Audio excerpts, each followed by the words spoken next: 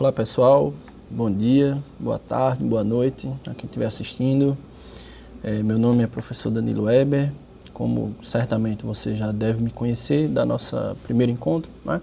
Mas vamos fazer relembrar alguns pontos aqui. Sou também advogado militante, advogado que está nos dias a dia do tribunal, também sou professor universitário, sou professor tanto de graduação quanto de pós-graduação, tenho um mestrado em Direito e vou tentar passar para vocês aqui a nossa segunda disciplina, né? A nossa segunda competência, que versa também sobre legislação com foco específico nos contratos. Então, a respeito dessa parte, a gente vai tentar, da mesma forma como fizemos a nossa primeira competência, nosso primeiro estudo, tentar passar de forma mais simples possível. Tentar sem qualquer juridiquês, tentar fazer com que a matéria ela venha a ser útil para o seu dia a dia, para o seu curso técnico. Então, eu tenho consciência desse desafio, eu tenho a certeza de que não vai ser tão fácil, mas vai ser bastante prazeroso e você, com o esforço e com a nossa ajuda, vai conseguir o pleno aprendizado. Então, espero que também vou estar disponível, né, dentro da previsão aí do nosso estudo para qualquer dúvida, qualquer esclarecimento. Então, vamos lá. O nosso estudo, meus amigos, ele versa sobre, tem um foco no direito contratual, certo? E o que seria esse foco no direito contratual? Veja, primeiro, na apostila aí, se você pode ler, já pode verificar que tem uma parte principal em relação a essa teoria geral dos contratos, né? E já que você está cursando essa nossa disciplina nesse curso técnico, a análise contratual ela é fundamental para toda e qualquer profissão, não apenas a área jurídica, mas também toda e qualquer profissão. Por quê? Veja, por exemplo, num dos exemplos que a gente fala aí na introdução. Imagine que você está com sede, não tem água em casa, vai no primeiro local da esquina e compra uma água para tomar, um refrigerante e um lanche, o que quer que seja. Veja, você realizou o contrato de compra e venda. Então, dentro você vai dizer, poxa, um simples contrato, mas eu nem assinei papel algum, mas mesmo assim, é o que a gente chama de contrato verbal, ou que às vezes você ouve falar também, o chamado contrato de boca. A gente vai falar a respeito dele aqui. Pois bem, a primeira grande regra, o primeiro grande princípio do contrato é o chamado pacta sunt servanda, ou seja, aquilo que está pactuado deve ser cumprido. É o que a gente chama também, meus amigos, de força obrigatória dos contratos. Cada contrato ele tem uma sua força obrigatória. Você já deve ter ouvido a expressão: o contrato gera lei entre as partes. O contrato ele gera lei entre as partes. Como assim o contrato gera lei entre as partes? Ora, se você se obriga, você passou o cartão de crédito, comprou um determinado serviço, pagou o preço, o serviço prestado, a parte que foi contratada, ela deve obrigatoriamente cumprir aquilo que foi pactuado. Então, se ela não fizer por bem, vamos dizer assim, o Poder Judiciário pode obrigá-la a fazer.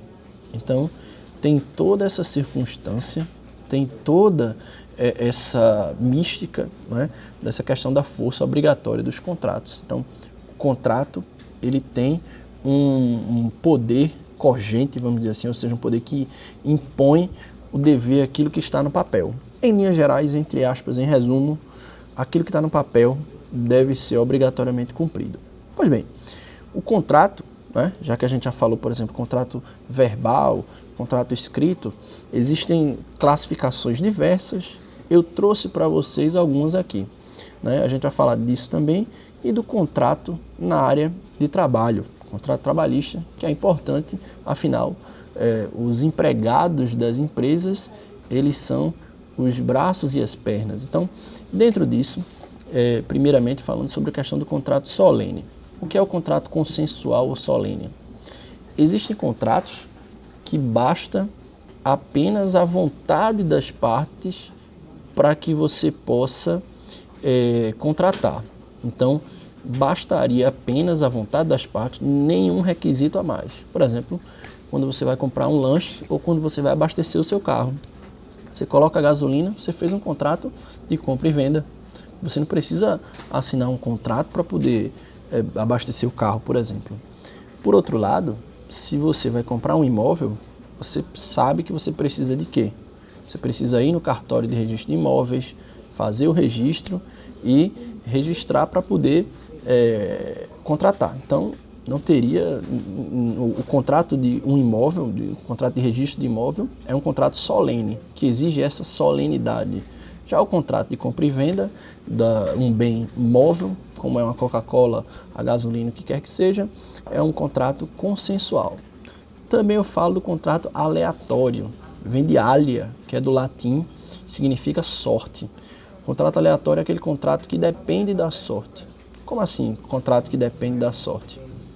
Perceba, esse contrato que depende da sorte, ele está submete uma das partes, a obrigação da parte, ela vai ser determinada pela sorte. Por exemplo, o contrato de seguro. O contrato de seguro é um contrato que depende da sorte. Você só vai receber um valor da seguradora se houver um dano no seu bem, por exemplo. Também eu falo sobre o contrato gratuito e o oneroso. Como assim contrato gratuito e oneroso? Existem contratos em que só uma das partes, entre aspas, ganha. Por outro lado, existem contratos em que as duas ganham e perdem. No contrato em que você vai colocar para o seu carro para abastecer a gasolina, um contrato em que você está pagando um preço e o sujeito está entregando gasolina. Os dois ganharam e perderam. Por outro lado, quando você recebe do seu avô uma caneta ou um valor na sua conta corrente, isso é uma doação. Só uma pessoa está ganhando. Então, existem contratos em que a gente chama de contrato gratuito e oneroso, certo?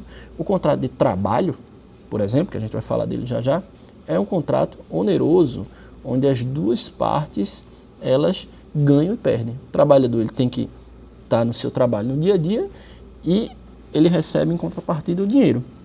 Então, já falando, né, no caso do empregado, e já falando no empregado, existem as características para a figura ele ser considerado empregado.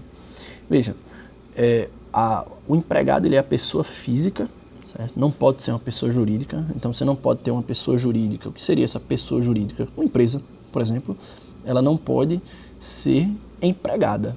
A característica do empregado, ele é pessoa física, coloquei para vocês ali, tem que ter essa questão da pessoalidade, habitualidade, ele tem que prestar aquele serviço de forma habitual, não pode prestar o serviço de forma esporádica, não é? Tem a questão da subordinação, a onerosidade, ou seja, é um contrato em que vai se pagar um preço e para o sujeito trabalhar. E tem também a alteridade, que é isso. Já pensou, você está trabalhando numa empresa, a empresa tem um prejuízo gigante, você trabalhou o mês regularmente e de repente o patrão diz, não, eu não vou pagar seu salário esse mês porque a gente teve prejuízo. Ora, você não é sócio da empresa, você é empregado. Então, a alteridade, ela significa justamente isso aí. Eu também falo um pouquinho da figura do empregador, as características da figura do empregador, né? Coloco para vocês na apostila a circunstância um pouquinho do contrato de trabalho, a suspensão e interrupção do contrato de trabalho. Por exemplo, quando é que você pode faltar sem que haja o desconto, entre aspas, aí? Isso aí está dentro dessa circunstância de suspensão e interrupção do contrato de trabalho. Você já deve ter ouvido, inclusive, várias reportagens a respeito o sujeito ele faltou um dia de trabalho justamente em razão de ter doado sangue. A CLT, que rege essa parte do contrato de trabalho, permite. Então, tem toda essa circunstância, lembrando, não é, principalmente, que você deve ter o foco, certo? O foco do seu estudo deve ser essa parte principal de teoria geral. Então, também a gente falou muito rapidamente, você vê na sua apostila essa questão dos contratos típicos e contratos atípicos. Então, a sua empresa, quando ela vai formar um determinado contrato, ela vai formar, a depender do caso, se um contrato tiver previsto em lei, ele é típico. Por exemplo, o contrato de locação.